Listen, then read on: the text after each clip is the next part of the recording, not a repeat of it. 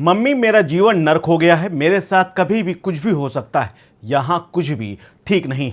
ये दरख्वास्त WhatsApp chat में ट्विसा ने मौत से ठीक पहले अपनी मां से की थी और इसी व्हाट्सएप चैट की चर्चा पूरे देश में हो रही है, क्योंकि ट्विसा की मौत के बाद सबसे ज्यादा चर्चा इन आखिरी पलों की चैट्स की हो रही है और मां और बाप को भी इस बात का दुख है कि काश उन्होंने बेटी की बात मान ली होती। मां और दोस्तों को भेजे गए तमाम मैसेजों को लेकर के अब सबसे बड़ा सबूत भी यही संदेश बन गए हैं जो कि ट्विसा ने अपने आखिरी पलों में लिखा था। एक चैट में दिशा ने अपनी मां को लिखा, मम्मी मेरा जीवन नर्क हो गया है। दूसरे मैसेज में उन्होंने सवाल किया कि मुझे भोपाल क्यों भेजा गया जब मेरे पति मुझसे बात तक नहीं करते।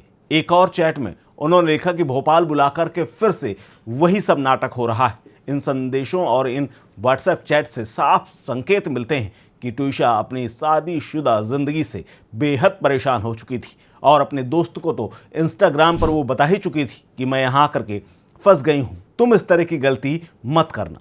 7 मई को अपनी एक करीबी दोस्त के साथ व्हाट्सएप चैट में ट्विसा ने अपनी मानसिक स्थिति के बारे में खुल करके जिक्र किया। उसने लिखा कि मैं बहुत एंजाइटी में हूँ, घर बैठ करके मुझे घुटन हो रही है, मैं कुछ बाहर निकल करके करना चाहती हूँ। इसके बाद उन्होंने अपनी दोस्त को शादी को लेकर के चेतावनी दी और कहा कि शादी की खुजली हो अगर तुम्हें तो शादी मत करना, सोच समझ कर आगे बढ़ना। एक और इंस्टाग्राम चैट में ट्विसा अपनी दोस्त को लिखती हैं कि मैं तो फंस गई हूँ दोस्त, अब तुम मेरे जैसी गलती तो कतई मत करना। इन चैट्स के अब सामने आने के बाद पूरे सोशल मीडिया पर वायरल किया जा रहा है और सवाल वही उठ रहा है कि आखिर शादी के 5 महीने के भीतर ही ऐसा क्या कुछ हो गया ट्विसा के साथ जो खुद को फंसा हुआ महसूस करने लगी थी। इसके अलावा एक सवाल और सामने आया है कि क्या ट्विसा प्रेग्नेंट थी, क्योंकि खबरें आई हैं कि ट्विसा 2 महीने की गर्भवती थी, लेकिन बाद में पोस्टमार्टम रिपोर्ट में इस पूरे मामले को लेकर के अभी तक कोई बात नहीं कही गई है। एक रिपोर्ट ये बताती है कि करीब 1 सप्ताह पहले प्रेगनेंसी खत्म कर दी गई, यानी अबॉर्शन करा दिया गया। अब ट्विसा के परिवार ने आरोप लगाया है कि उसका जबरन अबॉर्शन कराया गया। परिवार का दावा है कि ट्विसा मां बनना चाहती थी, लेकिन ससुराल वाले इस प्रेगनेंसी से खुश नहीं थे। यही वजह है कि अब जांच एजेंसियां मेडिकल रिकॉर्ड, अस्पताल से जुड़े हुए तमाम दस्तावेजों को खंगाल रही है, क्योंकि परिवार वालों ने यानी ससुराल वालों ने दूसरे आरोप लगा दिए।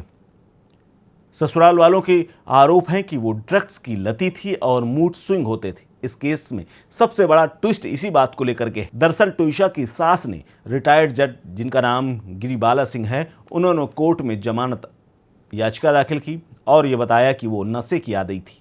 आपको बता दें कि मध्य प्रदेश की राजधानी भोपाल के पॉश इलाके कटारा हिल्स इलाके में 12 मई की रात को ये मामला सामने आया था, जिसने पूरे मध्य प्रदेश को हिला करके रख दिया है।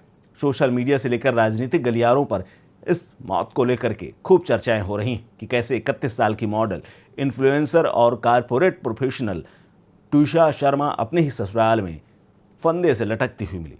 शुरुआत में से ये कहा गया था कि उसने खुद जान दी, लेकिन जैसे जैसे आखिरी चैट्स आ रहे हैं, परिवार वाले सामने आ रहे हैं और जिस तरह से हाई प्रोफाइल मामले में पुलिस की भूमिका रही, वो ये काफ़ी कुछ बताने के लिए काफ़ी है कि भले ही ट्विसा की तरफ से कोई कदम उठाया गया हो, लेकिन उसके लिए जिम्मेदार उनका ससुराल वाला पक्ष ही था।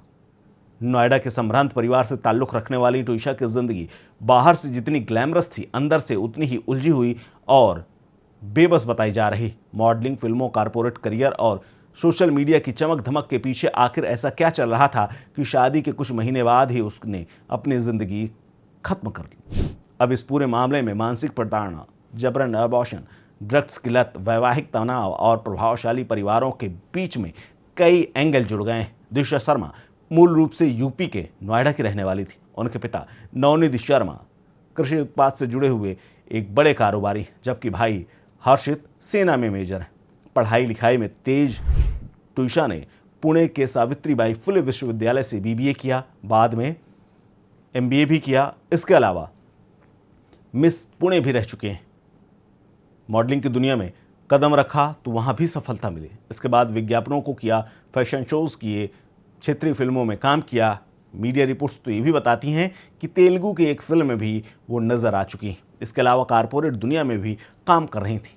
हालांकि इस पूरे मामले में ट्विस्ट और टर्न्स बहुत सारे हैं। लेकिन इसी बीच में ये भी बताया जा रहा है कि साल 2024 में ट्विशा की मुलाकात भोपाल के रहने वाले वकील समर्थ सिंह से हुई थी। डेटिंग ऐप में दोनों की बातचीत हुई, दोनों मिले। चूंकि समर्थ सिंह पूर्व जिला एवं सत्र न्यायाधीश गिरिबाला सिंह के बेटे थे, इसीलिए दोस्ती और मजबूत होती चली गई और इसीलिए बैकग्राउंड अच्छा होने के चलते शादी का निर्णय लिया गया। दोस्ती धीरे धीरे रिश्ते में बदली गई। दिसंबर 2025 को दोनों ने शादी कर ली। शादी के बाद ट्विशा भोपाल शिफ्ट हो गए। शुरुआत में सब कुछ सामान चल रहा था, लेकिन कुछ महीनों बाद ही रिश्ते में तनाव की खबरें आने लगी। अब इस पूरे मामले को लेकर के ससुराल पक्ष ने नया ट्विस्ट दिया है। उन्होंने याचिका में दावा किया है कि ट्विशा नशीले पदार्थों की आदी थी और अक्सर मूड स्विंग्स के शिकार होती रहती थी। उनके मुताबिक ट्विशा के हाथ कांपते थे, वो चिड़चिड़ी रहती थी और विड्रॉयल सिंड्रोम्स की उसमें लक्षण दिखाई देते थे। गिरिबाला सिंह ने यह भी दावा किया है कि प्रेगनेंसी का पता चलने के बाद ट्विशा के व्यवहार में पूरी तरह से बदलाव आ चुका था और वो गृहस्थ जीवन नहीं निभाना चाहती थी। सास ने कोर्ट में ये सवाल भी उठाया है कि दिल्ली पहुंचने के बाद ट्विशा सीधे घर क्यों नहीं गई। ट्विशा के परिवार ने इस केस को आत्महत्या मानने से इनकार कर दिया है। परिवार का आरोप है कि शादी के बाद लगातार ट्विशा पर मानसिक और शारीरिक रूप से प्रताड़ित किया जा रहा था और इसीलिए लगातार वो दबाव में थी। हालांकि उसके शव में और कई जगह शरीर में चोट के निशान भी बताए जा रहे हैं। इसीलिए परिवार चाहता है कि एम्स दिल्ली में उसके शव का दोबारा पोस्टमार्टम किया जाए और परिवार और तमाम उनके परिचित मुख्यमंत्री मोहन यादव के घर के बाहर भी प्रोटेस्ट करने पहुंचे थे। हालांकि बाद में पुलिस ने वहां से उन्हें हटा दिया है। अब देखना होगा कि इस पूरे केस में क्या टर्न एंड ट्विस्ट आते हैं।